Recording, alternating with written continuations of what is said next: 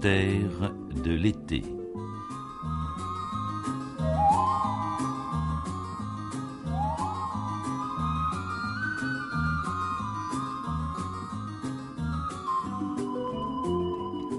Pierre Billard a choisi pour vous ce soir « Ça ne sortira pas de la famille », un film radiophonique de Pierre Frachet avec Pierre Michael et Claude Bertrand.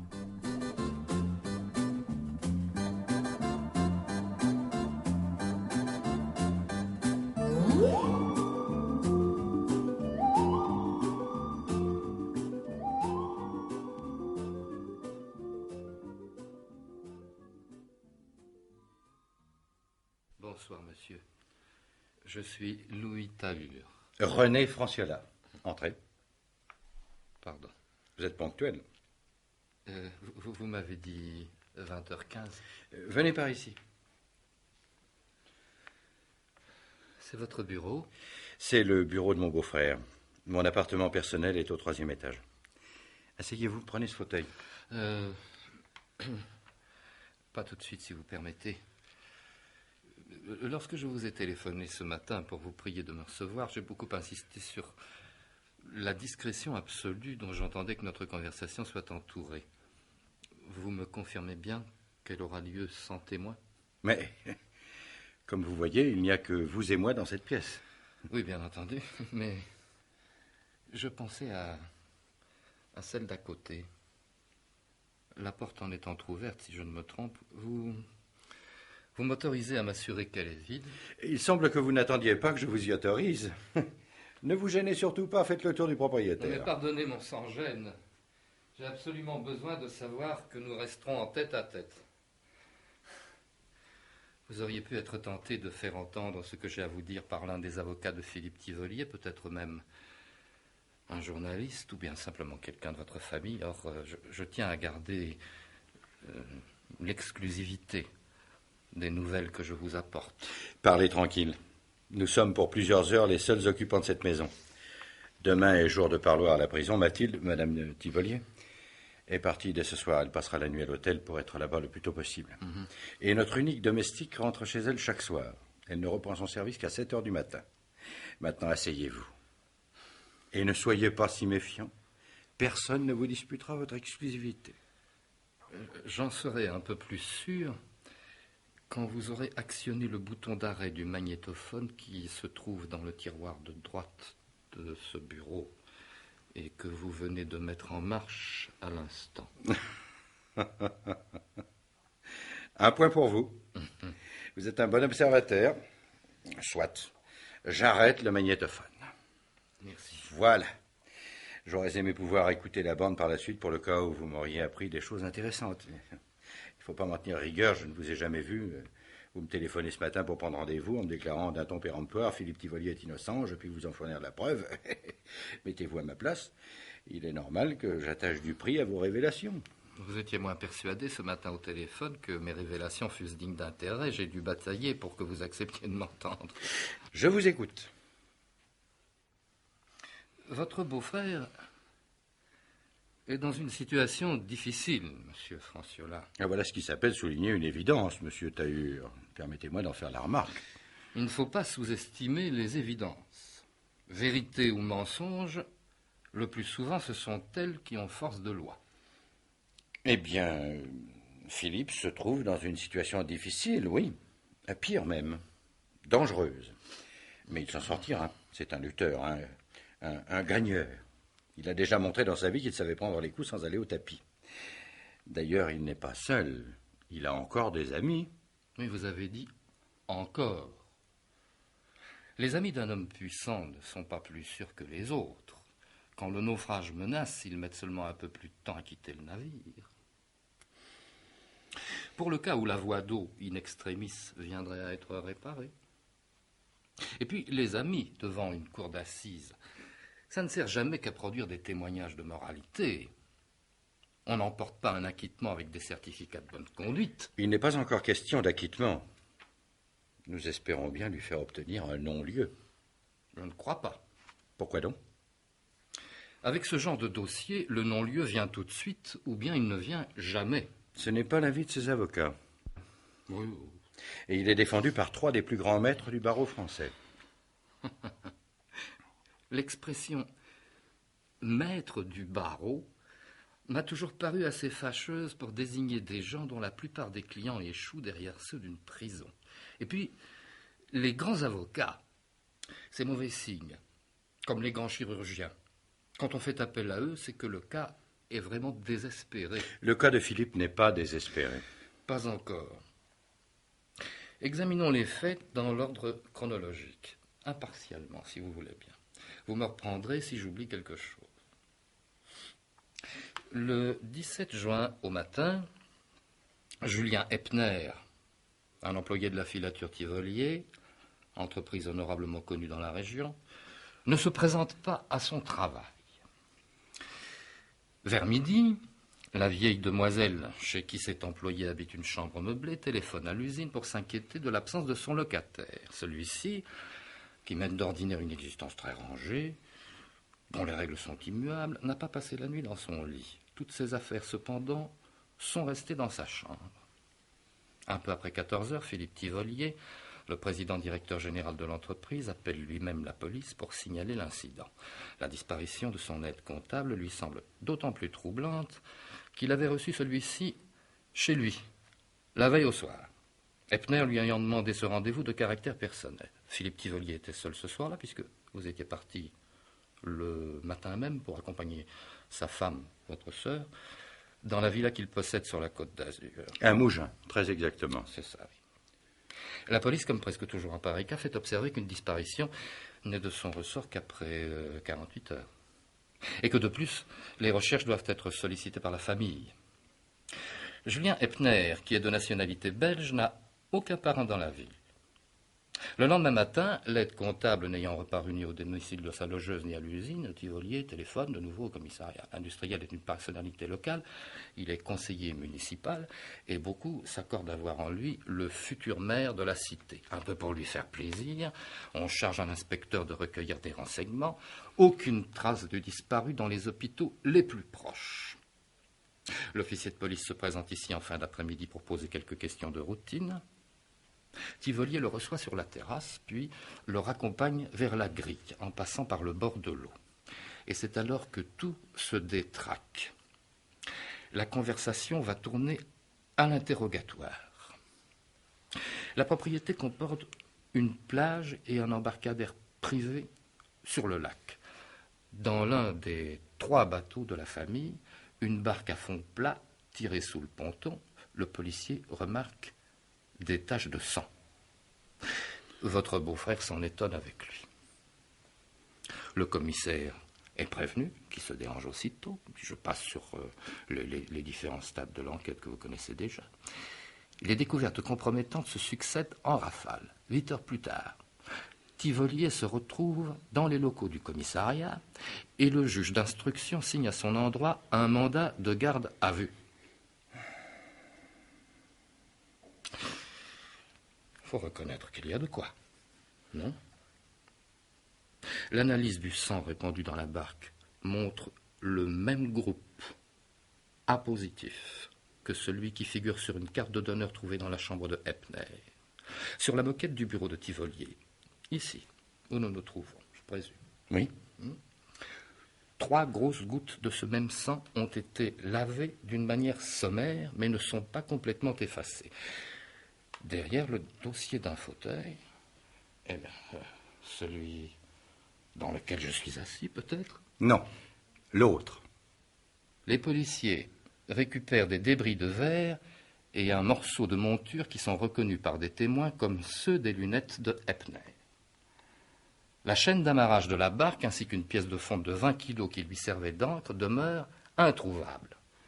Introuvable également le pistolet de calibre 9 mm pour lequel Tivolier possédait un permis de port d'armes délivré 4 ans plus tôt et qui s'est, selon ses déclarations, mystérieusement envolé du tiroir où il avait toujours été rangé. Dernière personne à avoir vu Epner vivant, votre beau-frère raconte la soirée du 16 juin d'une manière inattendue et qui tient du suicide. Il prétend que Eppner avait apporté avec lui une bouteille de whisky, que ce breuvage était drogué et qu'il s'est endormi brutalement sous les yeux de son visiteur après en avoir avalé quelques gorgées. Le motif de la visite, l'aide comptable désirait l'entretenir d'une irrégularité alarmante qu'il aurait relevée dans des facturations de coton en provenance d'Australie et dont il se disait en mesure de dénoncer le responsable. Épluchées par un expert financier, ces factures apparaissent tout à fait normales. Mais parmi les papiers de Eppner, dans la chambre de celui-ci, on a déniché un projet de lettre anonyme, rédigé selon la tradition avec des caractères découpés dans des journaux, dont la teneur était « Votre mari a une maîtresse. Est-ce que votre beau-frère trompait sa femme ?» Oui, depuis 2 ans. Seulement, Mathilde avait été au courant dès le premier jour et il se trouve qu'elle tolérait cette liaison. L'argument ne tient pas. Peut-être, oui. Mais Eppner n'était pas censé connaître cette libéralité d'esprit de Madame Tivolier. La police avait là un mobile très acceptable. Elle en a déduit que Eppner était venu tenter de faire chanter le marivolage et que celui-ci, accidentellement ou non, l'avait tué, puis avait jeté son corps à l'eau, lesté des 20 kilos de fonte qui n'étaient plus dans la barque. À 3 reprises, les hommes grenouilles de la gendarmerie ont sondé le lac dans les parages de la propriété en vain. Mais il y a par ici des fonds de 30 et même 60 mètres. Et ils ont conclu que le corps était peut-être déjà enfoncé dans la vase. C'est bien ainsi en résumé que se présente le dossier. Oui. Bien. Voulez-vous mon diagnostic, monsieur Franciola? Donnez-le toujours. Pas de cadavre,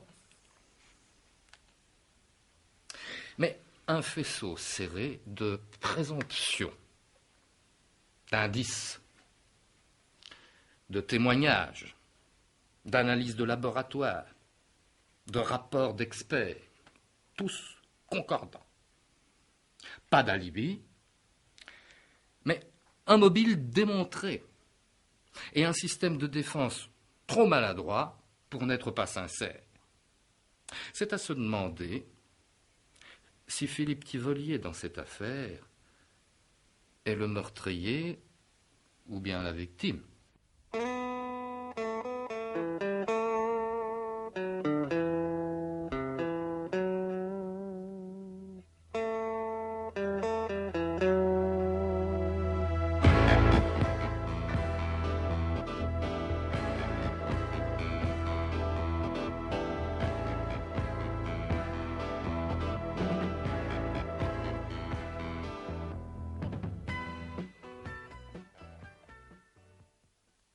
La victime? Que voulez-vous dire? Personne ne s'est posé la question, ni les enquêteurs, ni les avocats, ni le principal intéressé, votre beau-frère lui-même. Or, s'il est innocent, cette question est la seule qui puisse trouver immédiatement sa réponse. Je ne comprends pas.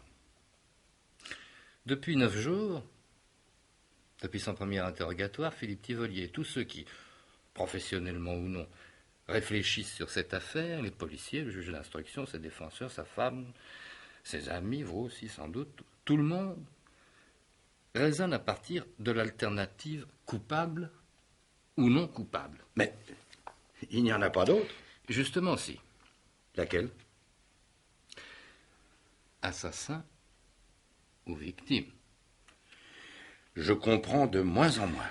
Je pars du postulat que votre beau-frère est innocent. Et je ne fais rien d'autre depuis plus d'1 semaine. Certes, parce que vous êtes le frère de sa femme, que vous travaillez avec lui, vous êtes son partisan, par inclination, par intérêt ou par la force des choses, peu importe. En tout cas, votre réaction est sentimentale.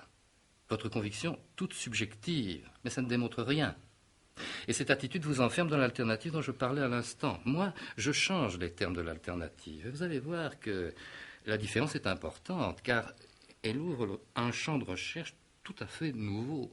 Je vous avais promis quelques surprises, vous ne serez pas déçus. L'affaire Tivolier pourrait bien constituer, non une page marquante de la chronique criminelle, ne soyons pas immodestes, mais un mystère policier rigoureusement inédit. Comme vous y allez. Je n'exagère aucunement. Pardonnez-moi si je mets dans cette affirmation un peu trop de gourmandise verbale, voire rien de solennité. Ce léger accès de fierté mérite de l'indulgence. Il est du même ordre que celui qui anime l'archéologue mettant au jour un site préhistorique inconnu, ou bien le collectionneur dénichant dans une succession un Rembrandt authentique. Ignorez des catalogues. Pourquoi souriez-vous? J'étais en train de me demander si, en plus de votre élégance très britannique et de votre incontestable facilité d'expression, vous n'aviez pas aussi le sens de l'humour. Et je suis de ceux qui pensent que l'humour a sa place dans toutes les circonstances, et même que c'est dans les circonstances difficiles qu'il est d'un plus grand prix. C'est vrai. Vous auriez tort toutefois de ne pas prendre ma visite au sérieux. Après tout, elle n'est pas encore terminée. Sourira bien qui sourira le dernier. Mais en somme, le meurtre de Julien Epner serait, selon vous, un exemple original de crime parfait. Un peu mieux que cela encore. Mieux. Un crime plus que parfait, alors. Il y a de cela, oui. Évidemment, considéré du seul point de vue du langage, le mot prête le flanc à la critique, puisque ce qui est parfait, par définition, ne peut être perfectible. Il a été inventé par les grammairiens. Ne soyons pas plus puristes qu'eux. Oui, oui. À condition d'entendre le mot crime, non dans son acception particulière d'homicide volontaire, mais dans celle plus générale de violation grave et délibérée de la morale ou de la loi. Ou des deux en même temps. Bien entendu. Mais la morale et la loi ne sont pas toujours et partout exactement superposables. Il arrive que le code soit en retard sur la société. Vous êtes un méticuleux. Vous aimez les nuances. En matière de droit, la nuance est très souvent l'essentiel. Les juristes sont des coupeurs de cheveux en quatre. Ôtez au texte de la loi écrite ces obscurités, ces ambiguïtés, ces chicanes, et vous réduisez la plupart des avocats au chômage. Pas ceux de Philippe, en tout cas. Pour le moment, ils ont toujours du travail. Cela dépend de moi. Je peux leur enlever leurs clients dans les 24 heures. Vous avez même fixé la date. Si tout se passe comme je l'ai prévu, je pense que l'affaire sera réglée demain soir. C'est que la clé du mystère est simple, monsieur Franciola. Très simple. Le crime parfait est celui où l'on ne retrouve pas l'assassin. Le crime plus que parfait, celui où il n'y a pas d'assassin.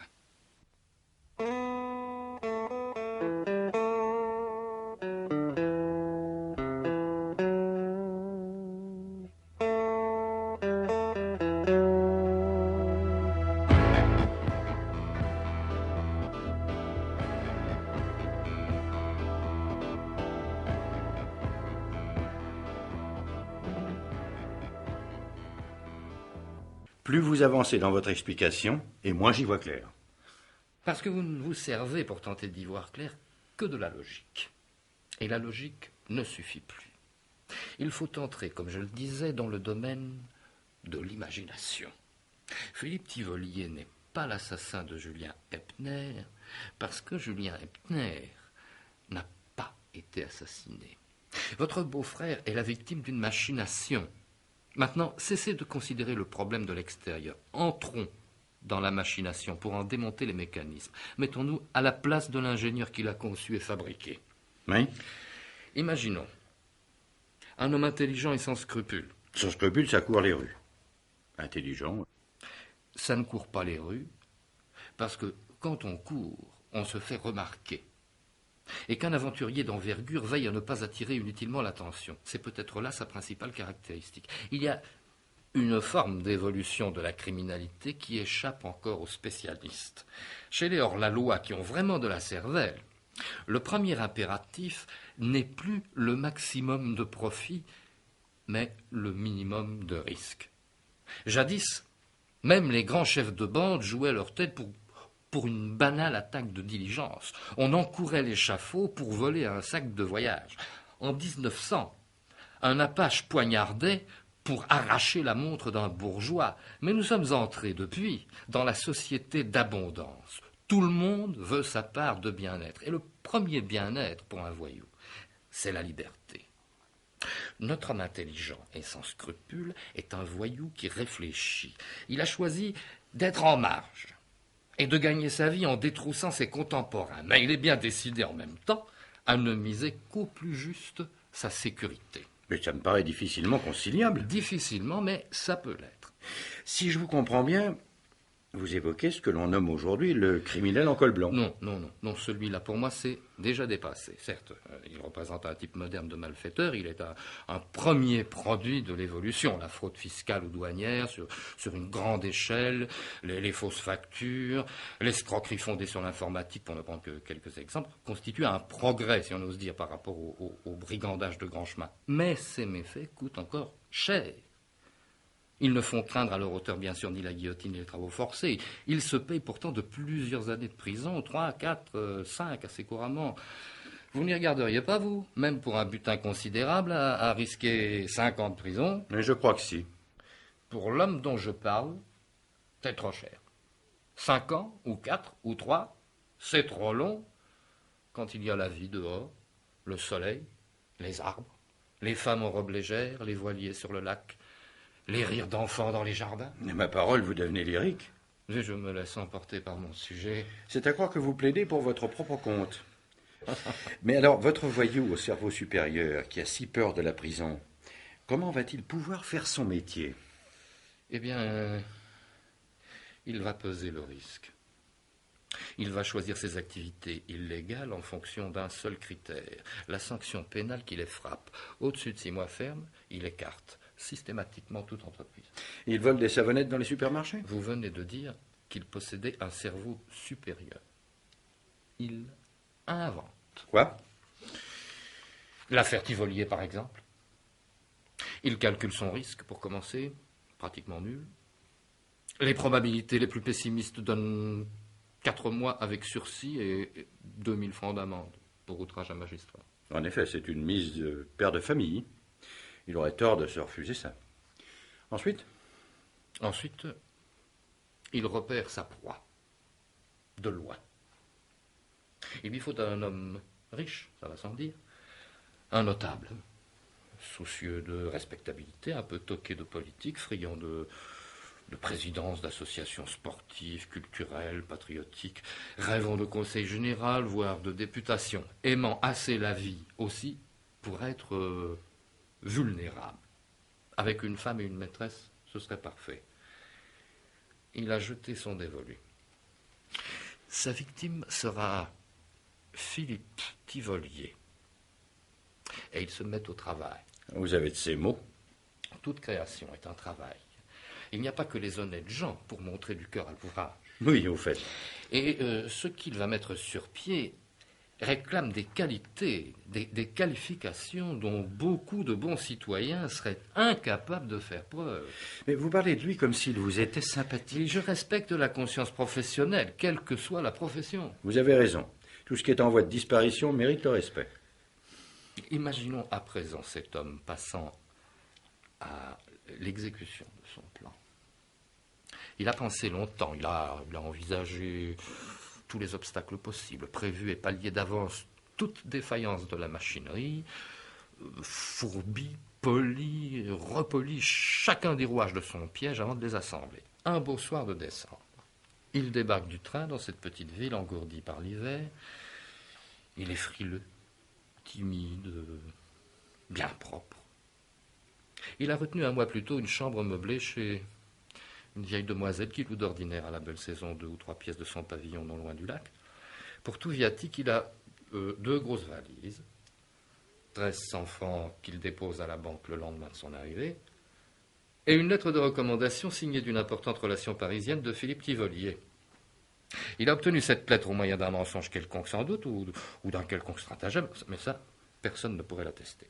La signature est authentique, c'est bien lui que le texte concerne. C'est exact.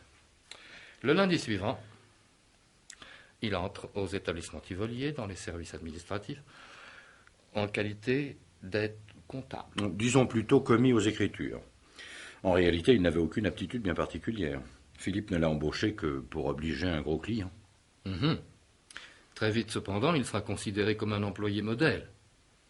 Il est toujours à l'heure, ordonné et obéissant. Il ne bâcle aucune tâche, il ne réclame jamais d'augmentation. Il témoigne en somme de ces vertus médiocres des besogneux qui font les carrières de pauvres types et la sérénité des employeurs. Au fil des semaines, par bribes, on connaît sa vie, peu à peu. On apprend qu'il est né à Namur, de parents d'origine alsacienne, qu'il est célibataire, qu'une santé fragile l'a conduit, sur les conseils de son médecin, à chercher pour quelque temps un emploi dans cette région dont le climat lui est favorable. Il a 31 ans, on lui en donne 15 de plus. Je n'ai jamais su lui donner un âge. Il était de ces hommes qui, dès leur jeunesse, ont déjà l'air de petits vieux. Oui, c'est une observation assez juste. De plus, il est affligé d'une claudication légère, mais perceptible, et d'une voix un peu trop aiguë, un peu nasillarde. Il a conservé l'accent de Namur. Il porte un collier de barbe qui ajoute à l'austérité de son visage, et puis des lunettes rondes à gros verres de myope. Il a un physique de vaincu. Un de ces êtres qui paraissent promis, quoi qu'il fasse, à un triste destin. La presse a rapporté un propos de mademoiselle Paradol, sa logeuse, qui va tout à fait dans ce sens. Elle a dit « Il avait un regard si triste qu'on ne pouvait s'empêcher de penser qu'il lui arriverait une catastrophe. » Oui, je me rappelle ce reportage. C'est vrai qu'on avait envie de le plaindre quand on l'avait en face de soi. Mais lui ne se plaignait jamais. Oui, vous continuez à parler de lui à l'imparfait, alors que je m'applique à vous démontrer qu'il est toujours vivant. Ne soyez pas trop pressé, ni trop optimiste. Je ne suis pas encore acquis à votre thèse. Eh bien, vous finirez par l'être, ne vous découragez pas. Nous verrons, continuez. Bon, voilà campé le personnage. Chaque détail du portrait a son importance, vous comprendrez pourquoi tout à l'heure. Julien Epner a pris sa place dans cette ville et dans l'entourage de sa future victime. L'appât est posé. Il lui reste à attendre. L'occasion ? L'occasion, même pas.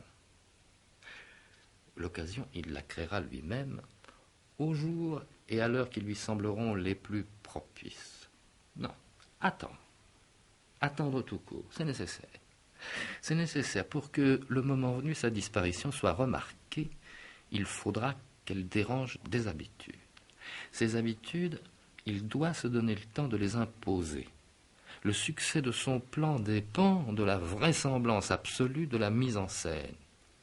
Il a jugé qu'un délai de 5 mois au minimum était indispensable et il s'y tiendra. Pendant 5 mois et demi, presque 23 semaines, avec une volonté inlassable, sans une seule seconde de relâchement, il va se contraindre à cette discipline féroce de vivre une autre vie que la sienne, dans une autre peau que la sienne, coupé de tout ce qui compose sa vraie personnalité, en exil de lui-même, pour ainsi dire. Non mais c'est un peu inhumain quand on y songe. Ça réclame une force de caractère peu commune. Oui. Vous racontez bien, je vous rends cette justice. Mais votre histoire continue à ressembler pour moi à un scénario de film ou à un roman d'aventure. Oui, si vous voulez, ça ne me gêne pas. On apprécie complètement une histoire quand on en connaît la fin. Et la fin de celle-ci me donnera raison. D'ailleurs, elle est proche. Julien Epner, en 5 mois, a rendu son personnage crédible et par conséquent son piège efficace. Il a donné la vie à ce garçon médiocre, timoré, un peu ridicule, qui semble cacher quelques drames secrets sous les dehors d'une existence étriquée. Il dîne tous les soirs dans le même restaurant à prix modique, il ne boit jamais d'alcool, il baisse les yeux devant les femmes, il se couche à 11 heures et porte indéfiniment le même complet démodé. Quand la belle saison revient sur le lac, et quand les premiers baigneurs reparaissent avec les pédalos, on le rencontre sur les rives, mais en plein soleil, il garde son veston. Il confesse qu'il ne sait pas nager, Personne ne l'a jamais vu en bras de chemise, a fortiori le torse nu. Peut-être parce qu'on découvrirait qu'il est beaucoup plus musclé qu'il n'en a l'air. Est-ce que vous avez remarqué que les témoins parlent fréquemment de lui comme d'un petit homme? Oui. Oui. Eh bien, il n'est pas petit. Il mesure 1,76 m. Sa composition est si réussie qu'il se fait passer pour moins grand que sa taille. Illusion d'optique. Il se tenait très voûté et sa jambe raide accentuait cette impression. Oui, oui, justement, vous apportez de l'eau à mon moulin. Cette illusion d'optique était créée par lui. Ça ne signifie pas qu'il le faisait exprès.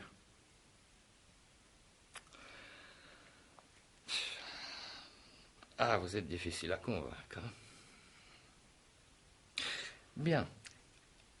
Il me reste à ajouter une dernière touche au portrait. Elle devrait vous mettre sur la voie. Elle aurait pu vous alerter d'ailleurs, sans que je la souligne, car il s'agit d'un renseignement que la presse a mentionné. Bien des journalistes n'y ont vu que du pittoresque, comme ça se produit trop souvent. Ouais, c'était piquant, ça permettait de faire un titre. Sous couvert de décrire l'enquête, on allait chez le public. La frontière, dans certains cas, n'est pas toujours totalement imperméable entre l'information et le racolage. L'épisode en question est celui-ci. Au cours de la semaine qui a suivi son arrivée dans cette ville, avant que votre beau-père lui ait procuré son emploi, Eppner avait adressé à la télévision régionale le texte d'une comédie policière en 2 actes dont il espérait obtenir une émission. Et cette œuvre était intitulée « J'ai laissé la clé sur la morte ». Je me souviens de cela aussi. Un hebdomadaire a publié le fac-similé de la première page du manuscrit. Pour ma part, j'avais trouvé le titre de cette pièce assez amusant. Oui. À qui ne déteste pas les jeux de mots, il peut plaire, en effet.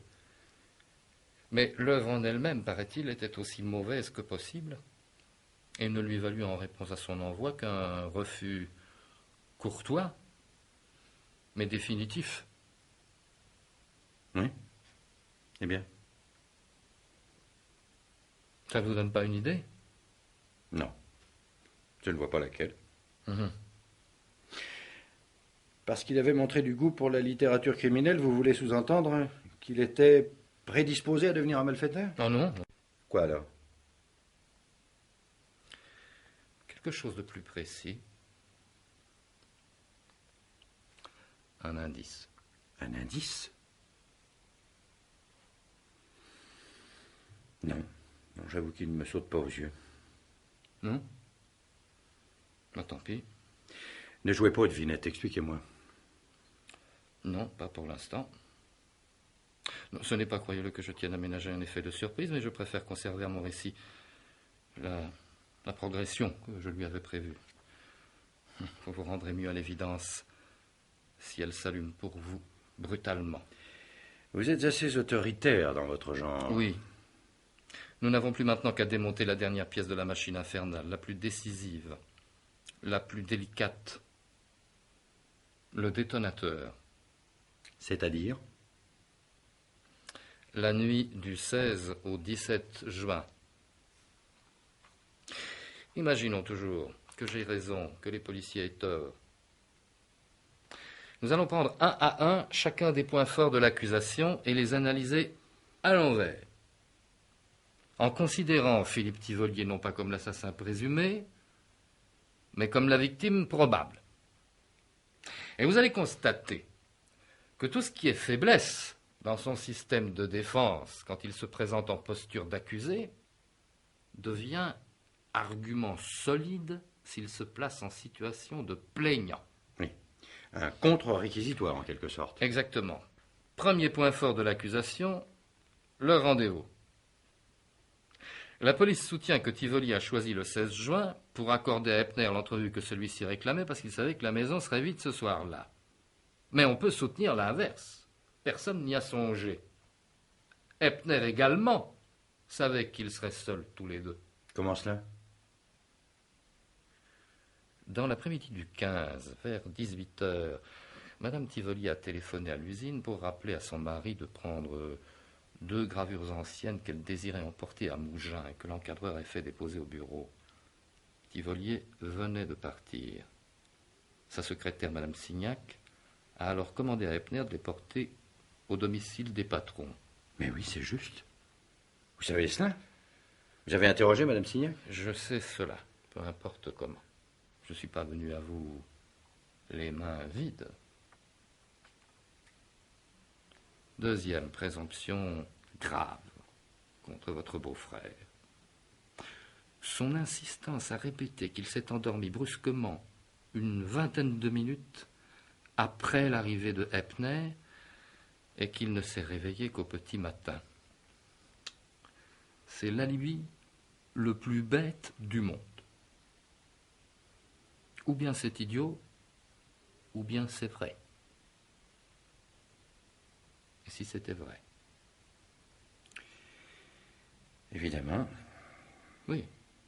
Selon ma théorie, c'est même la seule vérité possible. Epner n'avait pas d'autre moyen pour compromettre Tivolier que de créer ce trou dans son emploi du temps en lui faisant absorber un somnifère. Sa victime, une fois endormie, n'avait plus qu'à nettoyer l'intérieur du verre, y reverser un fond de liquide sans drogue et changer la bouteille. Ah oui, ça tient debout, bien sûr. La disparition du pistolet, d'après ce raisonnement, n'est plus du tout inexplicable. C'est Epner qui l'a retiré du tiroir. Et le sang dans la barque? Mise en scène aussi, alors? Mais bien entendu. Pour un homme capable de dominer une machinerie aussi complexe, qu'est-ce qu'une égratignure? Il se pique une veine du bras gauche, il répand le contenu de la seringue dans l'embarcation et voilà tout. Après quoi, il va immerger loin du bord la pièce de fonte et la chaîne d'amarrage, rejoint la rive, tire la barque sur les galets, en dessous du ponton. Revient ici pour vérifier que Tivolier dort toujours. Il verse sur la moquette ce qui reste de sang dans la seringue, il lave les taches à moitié, brise enfin ses lunettes, et il cache une partie des morceaux derrière le dossier du fauteuil, et puis il disparaît. Il disparaît. Oui. J'avoue que je suis ébranlé. Tout est cohérent dans votre façon de présenter les faits. Mais il n'y a qu'une seule version des faits où tout soit cohérent, et c'est celle-là. Mais quand même, comment pouvait-il être sûr que la police trouverait les indices qu'il avait accumulés? C'est par hasard que l'inspecteur venu ici a vu le sang sur le bateau. Il était fatal que votre beau-frère fût interrogé. On savait à l'usine qu'il devait recevoir Epner ce soir-là. Au besoin, les policiers auraient été mis sur la voie par un coup de téléphone, ou bien un message anonyme. En admettant que vous voyez clair, il s'agirait donc d'une affaire de chantage. On va appeler ça comme vous voulez. Il n'est guère de transaction qui ne participe tant soit peu d'une forme de chantage. Le client achète ce dont il a besoin, ou bien envie, la loi de l'offre et de la demande. Mais il se serait déjà manifesté. Mais non. Il est psychologue. Il attendait que l'acheteur fût conditionné à point. Après 48 heures de garde à vue et 7 jours de prison, après les interrogatoires répétés, le fourgon cellulaire, les bruits de verrou, la gamelle pénitentiaire, les réveils sur la couchette de la maison d'arrêt, il a perdu sa résistance. Il n'est plus très loin de casser.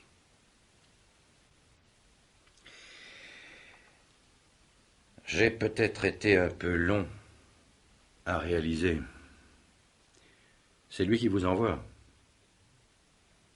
Pas exactement. Qu'est-ce que ça veut dire? Pas exactement.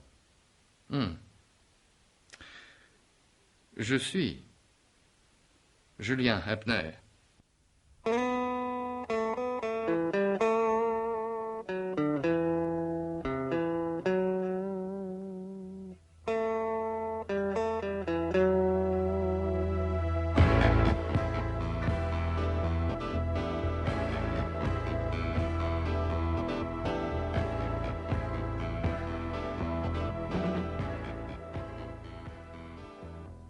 Écoutez, mon vieux, vous me décevez. Jusque-là, vous étiez monté brillant causeur et fin détective, je l'ai reconnu. Je me rangeais peu à peu à vos idées, j'en étais à croire que vous m'apportiez vraiment quelque chose. Et puis soudainement, voilà que ça tourne à la farce grinçante et au poisson d'avril. On tombe d'Agatha Christie dans Ponson du Terrail. Je sais bien que 140 personnes travaillent dans l'entreprise et que sans doute, je ne me souviens pas du visage de chacune. Mais Epner, je le rencontrais presque tous les jours. Il n'y a pas 3 semaines, je l'ai encore vu dans cette pièce, ici, près du fauteuil dans lequel vous êtes assis. Oui. Et où vous étiez assis vous-même ce matin-là? Votre beau-frère, lui, était à son bureau, à la place que vous occupez aujourd'hui. Et Julia Epner se tenait debout ici. Ah, vous avez raison, un petit peu plus en arrière peut-être. Il portait son éternel complet croisé bleu marine, sa cravate grise, ses chaussures noires fatiguées mais cirées impeccablement. Et il penchait sur la moquette ses gros yeux d'épagneul contrit. Il était venu vous remettre les états des cotisations sociales que vous lui aviez fait demander. Il vous appelait, selon son habitude qui vous a toujours un peu agacé, monsieur le directeur du personnel. Donc. Bon, c'est entendu, vous savez des choses, vous avez retenu votre leçon. Maintenant, venez-en franchement à ce qui vous amène. Transmettez-moi la commission dont on vous a chargé. Mais cessez cette mascarade. Vous êtes Julien Epner, comme je suis le fantôme de Ravaillac. Pourquoi pas une fausse barbe et un faux nez pendant que vous y êtes? Pourquoi pas une fausse barbe? Tout naturellement, parce qu'elle n'était pas fausse. On pense couramment à une barbe postiche pour modifier les traits d'un homme imberbe. On pense jamais que le contraire est encore plus efficace. Un barbu qui se rase, on a le visage transformé. J'ai rasé la barbe que j'avais laissée pousser tout exprès pour la circonstance, et je la regrette parfois. Je l'avais prise en affection. Pourquoi pas un faux nez? Parce que nous ne sommes plus au temps de Ponson du Terrail. L'art de se grimer a fait des progrès comme le reste. Aujourd'hui, on rend un profil méconnaissable avec un simple petit globe de plastique, pareil à celui-ci, que j'ai apporté dans un mouchoir. Il s'introduit dans une narine, moi, c'était la gauche, et je vais vous montrer. Je vous prie d'excuser ce qu'il y a d'incongru à vous infliger le spectacle de cette transformation à vue. À vue de nez, bien entendu. Oui. Le penchant pour le calembour, je l'ai souvent remarqué, est presque toujours un signe de bon équilibre physiologique. Et voilà donc c'est fait. Qu'en pensez-vous? Est-ce que vous ne retrouvez pas déjà un peu mieux votre employé aux écritures, donc? De profil, c'est assez ressemblant. Hein. Non seulement cette prothèse ingénieuse camoufle tout le milieu d'un visage, mais elle altère aussi la voix. Est-ce que vous avez remarqué? C'est indiscutable. Il y a de ça. Hein.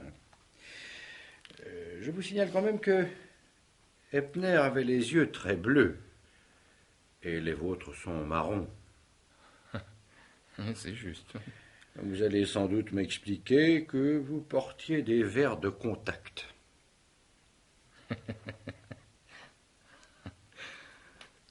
Nous commençons à bien nous comprendre. Ce sont des lentilles extra souples fabriquées en Allemagne. Je les ai avec moi. Elles se posent avec une extrême facilité. Hop. Et hop. Les revoici, mes yeux très bleus. Je les retirai le soir, bien entendu. Mais elles sont si légères et si commodes que j'aurais pu dormir avec en cas de nécessité. Figurez-vous qu'un matin, au début du mois d'avril, j'étais parti pour le bureau en les oubliant sur ma table de nuit. Je m'en suis avisé sur la porte de l'usine. À l'instant où Madame Signac s'y présentait en même temps que moi, je n'ai eu que le temps de feindre un éternuement quand elle m'a tendu la main pour me dire bonjour. Mais il manque les lunettes. J'en avais une paire de rechange absolument identique à celles qui furent brisées pendant la nuit du crime. Les voici également.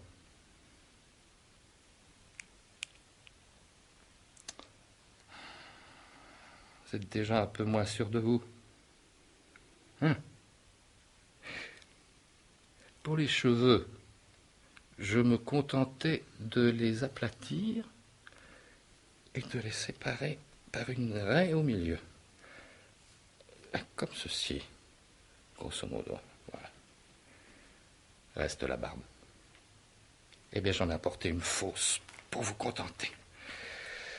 Vous êtes un homme du XXe siècle. Vous ne savez croire que ce que vous voyez.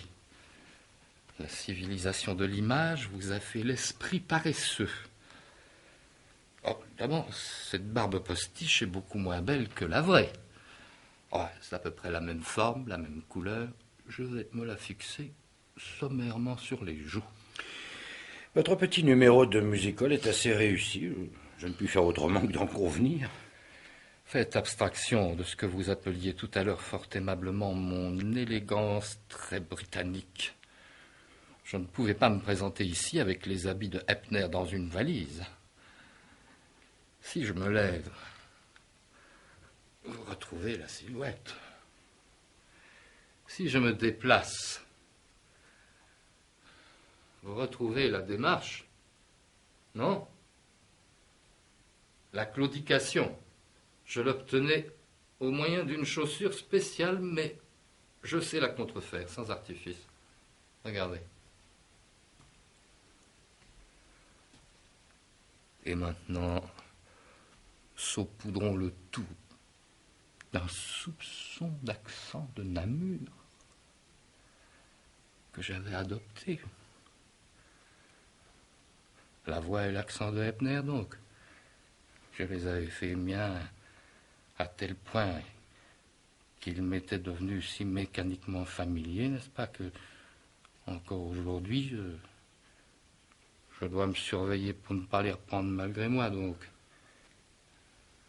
Écoutez et regardez. Vous ne me reconnaissez vraiment pas, monsieur le directeur du personnel, donc. Ah, c'est impressionnant. Vous êtes un imitateur de première force. Finissons-en, monsieur le directeur du personnel. Je suis Julien Eppner. Ou plutôt, j'étais. Je peux, selon votre gré, ressusciter ou non dans les heures qui viennent. Maintenant, il vous faut l'admettre.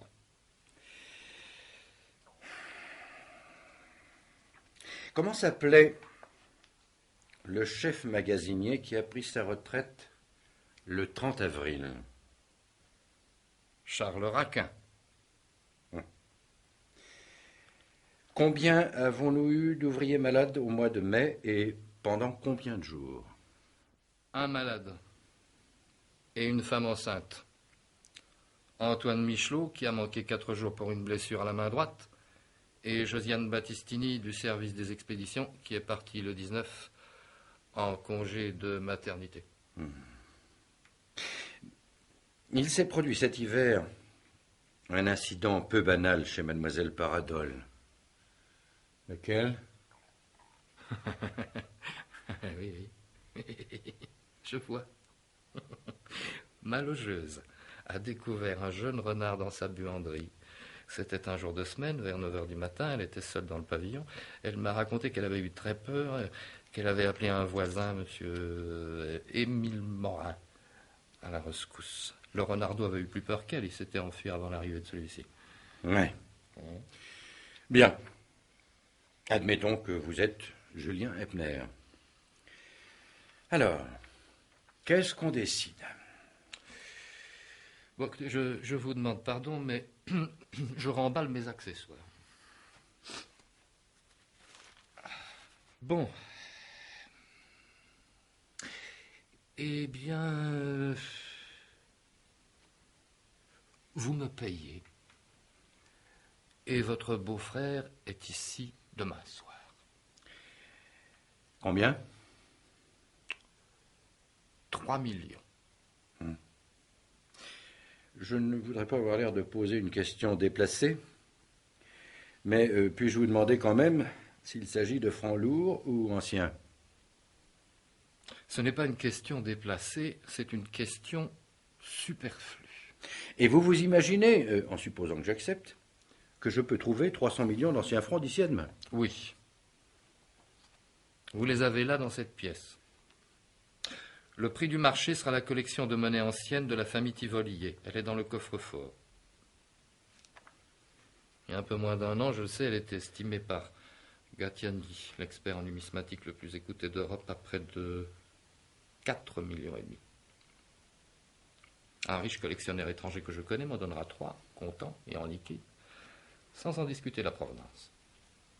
Je veux sortir de cette maison avec la mallette de cuir renfermant la collection. Vous êtes gonflé, hein? C'est dans l'intérêt de votre beau-frère, monsieur Franciola, et dans le vôtre aussi. Dans le mien? Je ne cherche pas à être ouvertement désagréable, mais enfin, tout le monde sait à l'usine que vous n'avez jamais appris ni exercé aucun métier avant que votre sœur Mathilde épouse Philippe Tivolier. Tout ce que vous êtes, vous ne l'êtes que par lui. Qu'il s'écroule et vous tombez.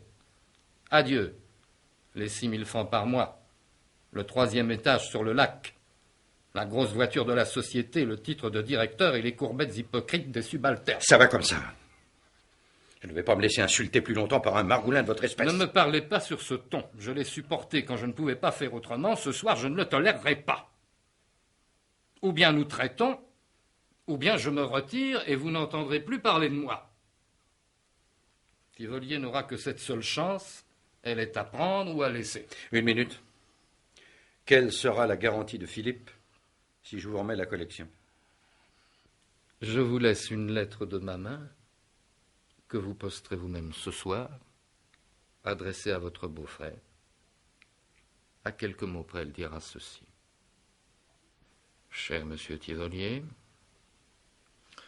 je suis dans le train qui me ramène, je peux vous écrire, je veux vous écrire, ce que peut-être je ne saurais ou je n'oserais vous exprimer de vive voix quand je vous reverrai. Ces 10 jours de retraite loin des autres que vous m'avez offerts dans votre cabanon de chasse, la solitude, le silence de la forêt, cette existence frugale et saine, sans radio ni journaux, m'ont redonné le goût de vivre. Vous avez eu raison de me faire la leçon. Je sais maintenant que je dois persévérer dans la littérature.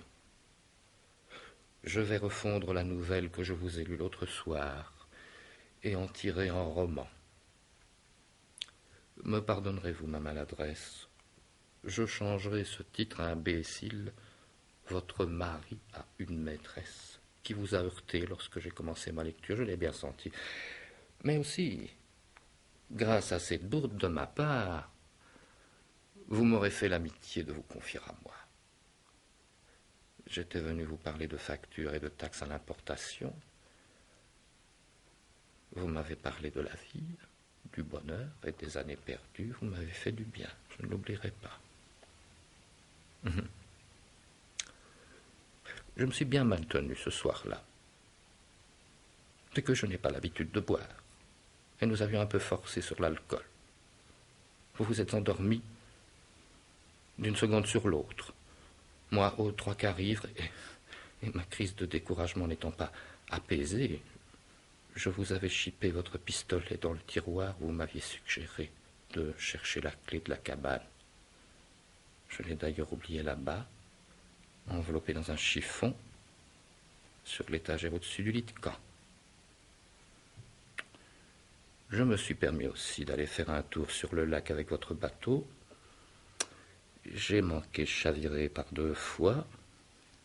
Je me suis blessé au genou. J'ai perdu les amarres en eau profonde.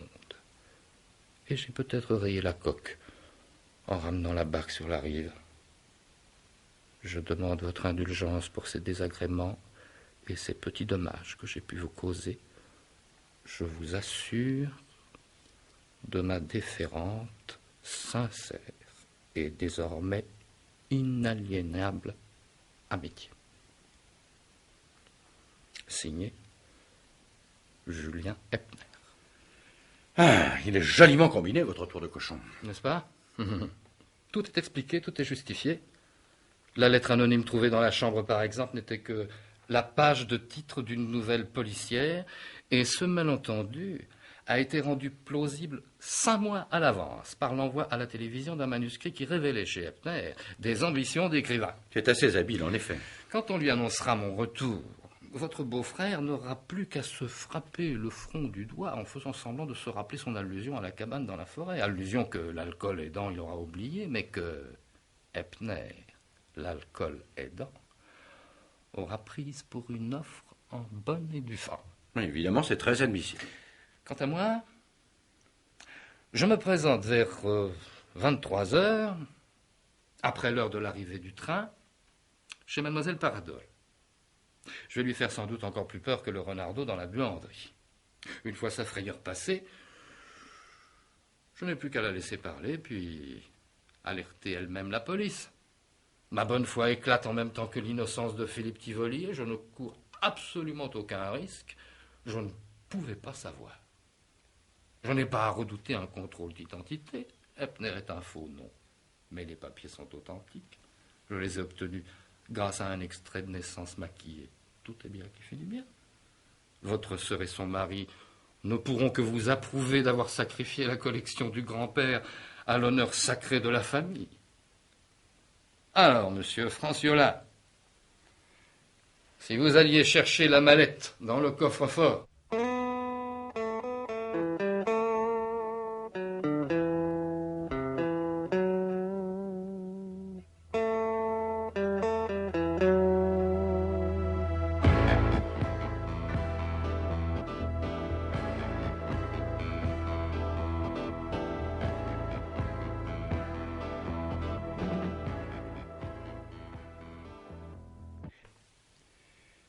Eh bien, je crois qu'il m'est difficile de faire autrement.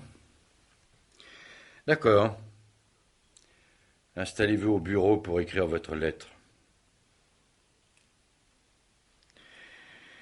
Voici la mallette. Vous pouvez vérifier. Attention, gardez les mains bien à plat sur la table. Ne vous retournez pas.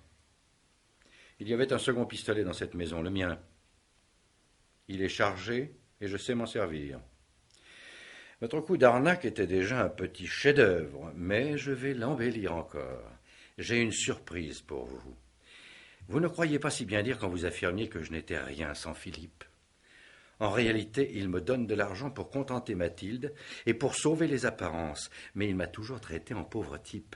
J'en ai assez d'être le mendiant des Tivoliers. Vous m'offrez une occasion inespérée. Je ne vais pas la laisser perdre. Si Philippe reste en prison, ne serait-ce que quelques années, je cesserai d'être un figurant. Je deviendrai le vrai patron de l'entreprise. Ma sœur ne s'est jamais intéressée à l'usine. Elle sera bien obligée de s'en remettre à moi. Même plus tard, quand mon cher beau-frère nous reviendra, sa peine purgée, mais sa réputation démolie, la place que j'aurai prise, il ne pourra plus me l'enlever. Alors, je vais vous tirer une balle dans la tête. Nous sommes seuls dans la maison, c'est vous qui l'aviez voulu. J'irai porter votre corps sur le bateau et l'immerger loin du bord avec 15 kilos de ferraille attachés à chaque jambe. Vous ne remonterez pas. Le lac a été fouillé 3 fois, les hommes grenouilles n'y reviendront plus. Vous passiez déjà pour mort, je ne vous assassine pas vraiment, à proprement parler. En somme, vous serez mort 2 fois. Il n'y a que le premier trépas qui coûte. Qu'est-ce que vous pensez de ma petite idée, monsieur le voyou au cerveau supérieur? Elle n'est pas mal non plus, hein? Philippe et moi, nous allons nous partager le travail. C'est lui qui passera devant les assises, et c'est moi qui aurai pressé la détente. De toute façon, ça ne sortira pas de la famille.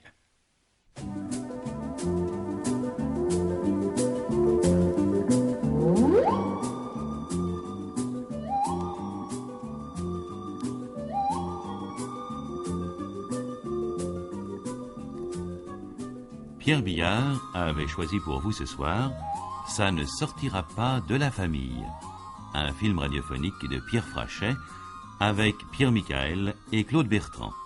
Prise de son Jacques Rivet, assistante Suzanne David, réalisation Pierre Billard.